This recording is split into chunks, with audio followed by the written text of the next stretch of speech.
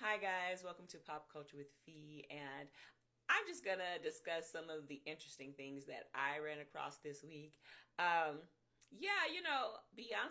released her country album, and I think she has given, the carte blanche to other, sisters to come out and really expose their country hearts to the world. Enter Gabrielle Union. And she sang her little heart out to her husband, Dwyane Wade, in celebration of their 10-year wedding anniversary. And she sung a song that I really love. It's like, looks like we made it. Look how far we've come now, baby. That's a Shania Twain classic, Still the One. And, people were giving her critiquing her. And I'm like, it's not about how somebody sounds, it's about the heart. I cannot wait to have my own husband, so every time I see a microphone, I am going to grab it and sing a country love song. I don't care what it was. I don't know a whole lot of country songs, but it might be, well, I got friends in low places, or I don't know, a Dixie Chick song. They were at the Democratic National Convention singing the national anthem. So I don't know what's a Dixie Chick song. I only know the sad ones. The sad ones like the moon is full and my arms are empty. I wouldn't be singing that one, but I just can't wait to have a husband. So when I see a mic, I can grab it and sing maybe an Anita Baker song. I don't know. I'm just gonna sing my little heart out. I don't care how it sounds until someone taps me on the shoulder and they're like, Sister Malone, this is Bible study. But yeah, so congratulations to Dwyane Wade and Gabrielle Union on their 10-year wedding anniversary.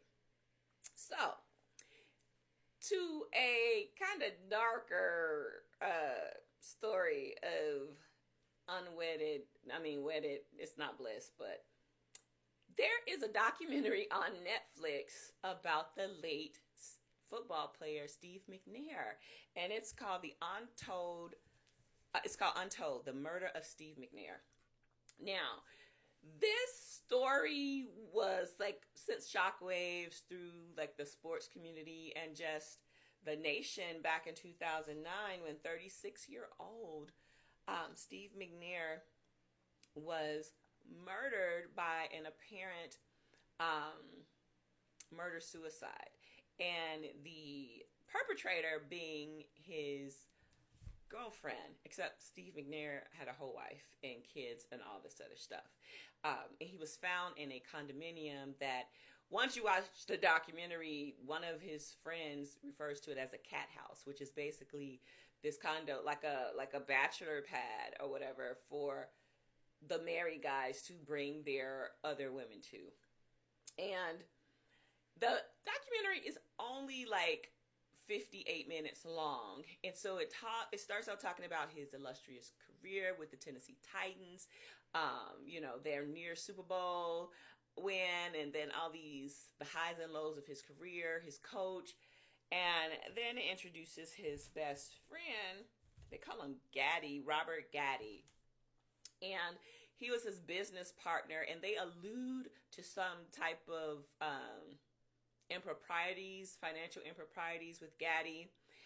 And the documentary introduces this young girl. She's like 20 years old, Sahel Jenny Kazemi. And this is the woman who the police and everyone believes, murdered Steve McNair and then took her own life. Well, about 15 minutes left of the documentary, they introduced this other guy who the gun that she used was his gun.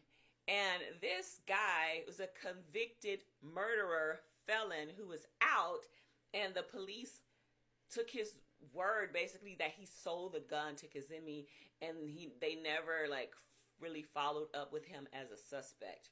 So the documentary leaves you with these unanswered questions and the suspicion that maybe the case isn't as cut and dry as we believe it to be.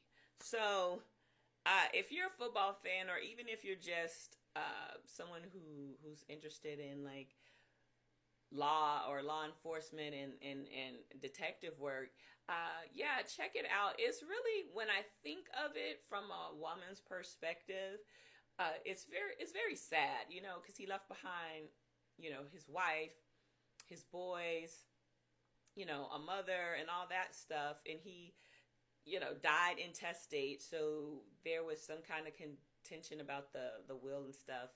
But, and I'm not trying to sermonize a judge or anything like that, but when this young woman, based off of her text messages, was emotionally unstable, and she was financially unstable. She gets into this relationship with this wealthy, famous guy, and when she feels, according to, you know, their theories based on the text messages, that he may have another girlfriend, she loses it. And it's just tragic on all fronts. And a cautionary tale. I mean, you don't know who you're dating until you know who you're dating. But if you're married, maybe you shouldn't be dating. But I'm not saying that to blame anybody. It's just an interesting documentary. Something positive again. And also back to singing. Anyone who knows me knows my favorite group of all time. They know this. They know it is Boyz II Men. Now, I've had a one-sided gripe with Boyz II Men ever since the quartet became a trio. Now, I've seen the interviews. I know why. I understand. I don't like it. I want it. Now, don't get me wrong.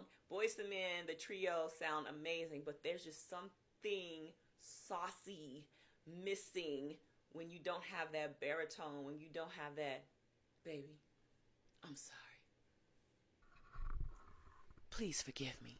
Please forgive me. Oh. You're going to have Dwyane in this, but you need that, baby, I'm sorry. Please forgive me. From Mike. And so I saw on the Boyz II Men Instagram, because I follow Boyz II Men Instagram, and I follow, you know, Sean and Wanye. I don't think Nathan's online, or Mike, but they brought Mike on stage, and my little teenage heart was like, please get back together. Please get back together. So they alluded to maybe, you know, something in the future, and I kid you not, I was holding out this hope. If they bring Mike back, I'm buying tickets.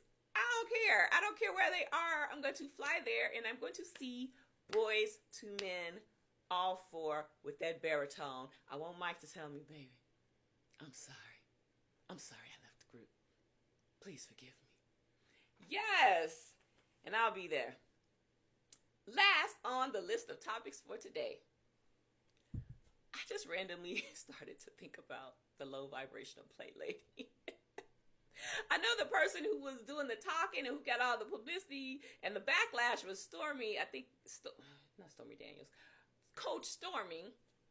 And I'm like, well, who's the lady she was talking to? Did she ever raise her vibrations? So to go back to if you're not unfamiliar with the story, there's this video of Coach Stormy, and they're like at an event, and they're eating what looks like barbecue. And Coach Stormy has like a couple wings and a piece of corn on her plate. And this other lady comes, and she's got, you know, chicken wings and all the fixings and a hamburger, everything on her plate. And she's like, you got all that food on your plate? That's a low vibrational plate.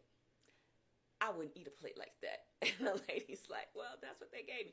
I don't accept anything that anybody gives me. You don't have to accept.